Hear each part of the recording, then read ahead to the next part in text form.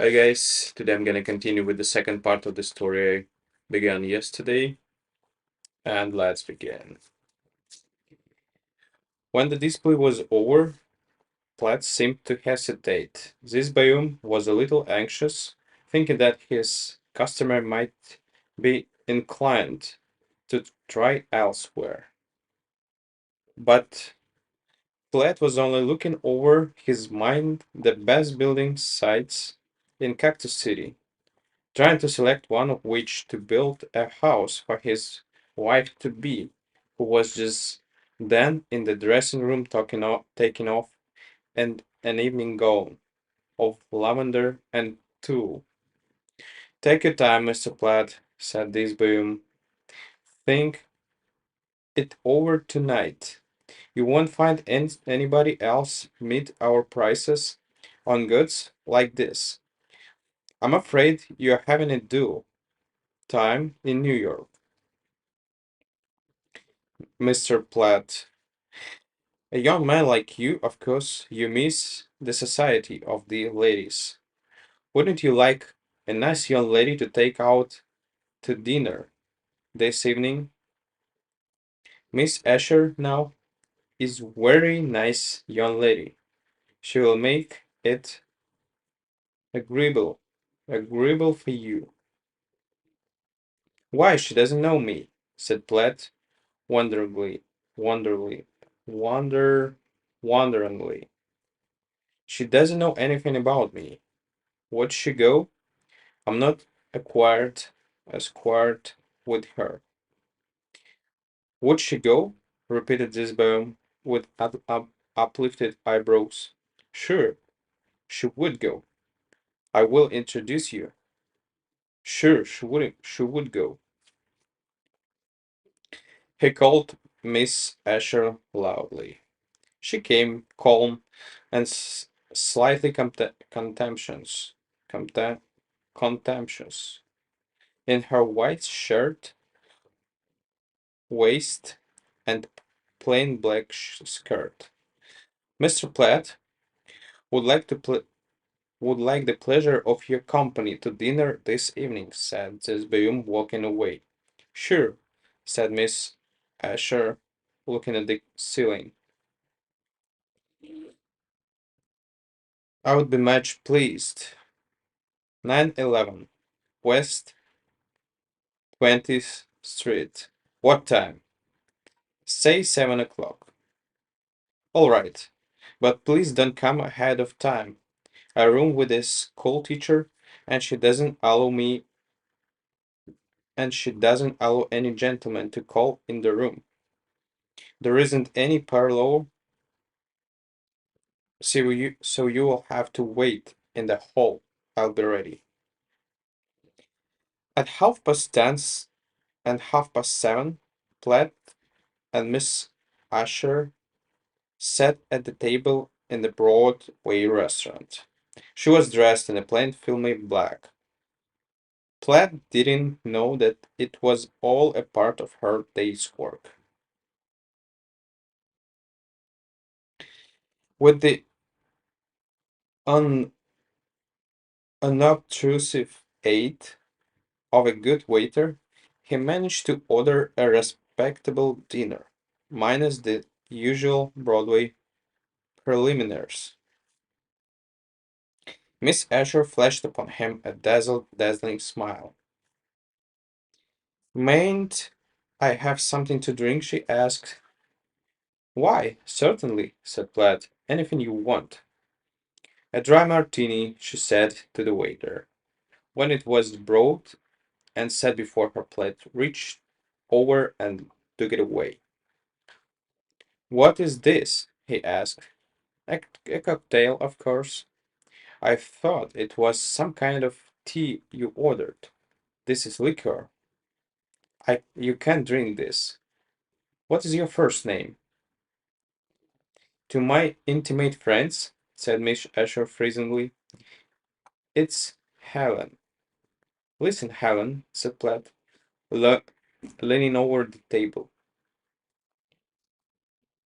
For many years, every time the spring flowers blossomed out, of the prayers.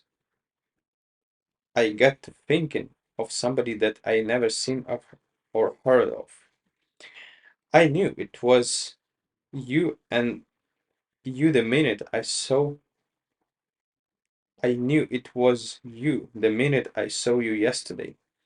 I'm going back to home tomorrow and you're going with me. I know it, for I saw it your for for I saw it in your eyes when you first looked at me. You needn't kick, for you've got to fall into line. Here's a little trick I picked out for you on my way over. He flicked a 2 carat diamond solitaire ring across the table. Miss Asher flipped it back to him with her fork. Don't get fresh, she said severely. I'm worth $100,000, said Platt. I'll build you the finest house in West Texas. You can't buy me, Mr. Buyer, said Miss Asher. If you had 100 million, I didn't think I'd have to call. I didn't think I would have to call you down. You didn't look like the others to me at first, but I see you are all alike. All who? Asked Platt. All you buyers. You think because we girls have to go out to dinner with you or lose our jobs that you've privileged to say what you please. Well, forget it. I thought you were different from the others, but I see I was mistaken. Platt stuck his fingers on the table with a gesture of sudden, illuminating satisfaction. I've got it, he exclaimed, almost hilariously, hilarious, hilariously, hilariously. The Nicholson place over the north side. There's a big grove of live oaks and a natural lake. The old house can be pulled down to the new one, said Father Bag.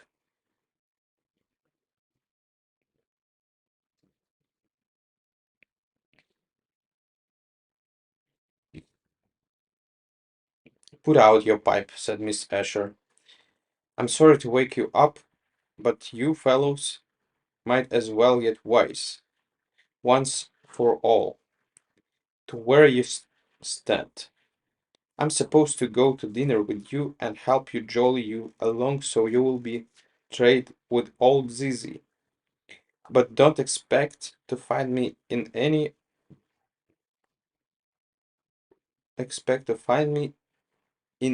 of these suits you buy. Do you mean to tell me, said Platt, that you go out this way with customers and they all talk to you like I have. They all make plays, said Miss Asher. But I must say that you've you have got them beat in one respect.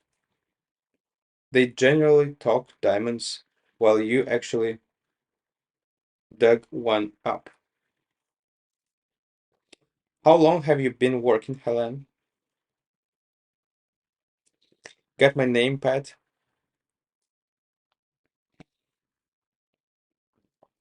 Haven't you?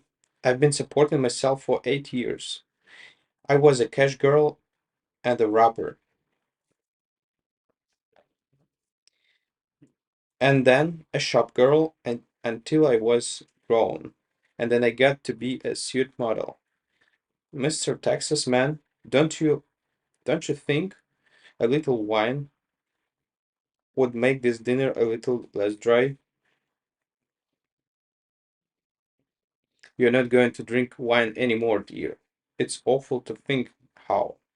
I'll come to the store tomorrow and get you. I want you to pick out an automobile before we leave. That's all we need to buy here. Oh, cut that out. If you knew how I sick how sick I am of hearing such talk.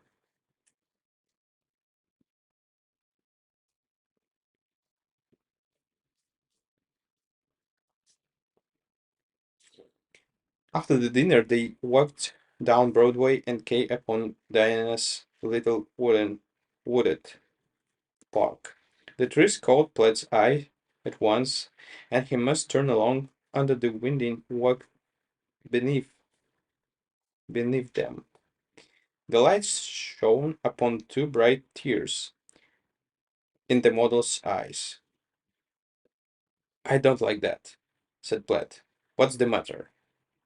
Don't you mind, said Miss Asher. Well, it's because, well, I didn't think you were that kind when I first saw you, but you are all alike. And now, will you take me home, or will I have to call a cop?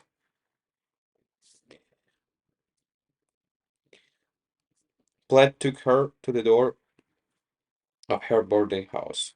They stood for a minute in the vestibule. She looked at him with such scorn in her eyes, that even his heart of old began to waver, waver. His arm was halfway around her waist when she struck him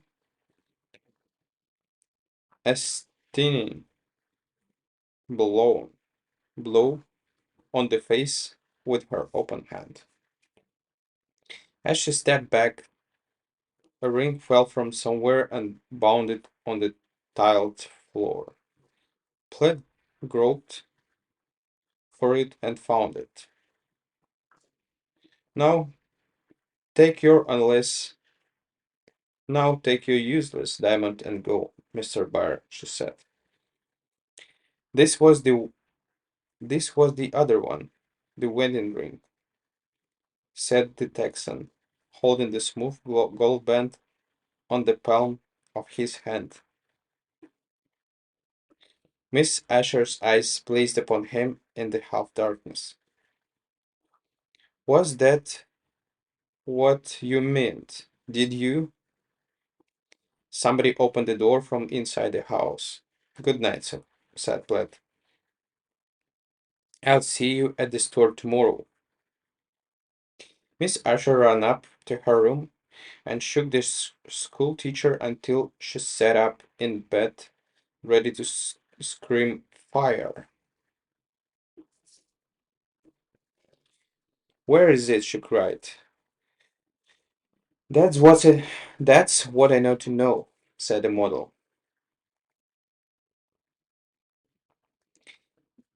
You've studied geography, Emma, and you ought to know. Where is the town called Caracas City? I think they called it. How dare you wake me up for that? Said the school teacher. Caracas, Caracas is in Venezuela, of course. What is, what's it like? Why, it's principally as earthquakes and negros and monkeys and malarial fever and volcanoes. I don't care, said Miss Asher blankly. I'm going there tomorrow. Nice.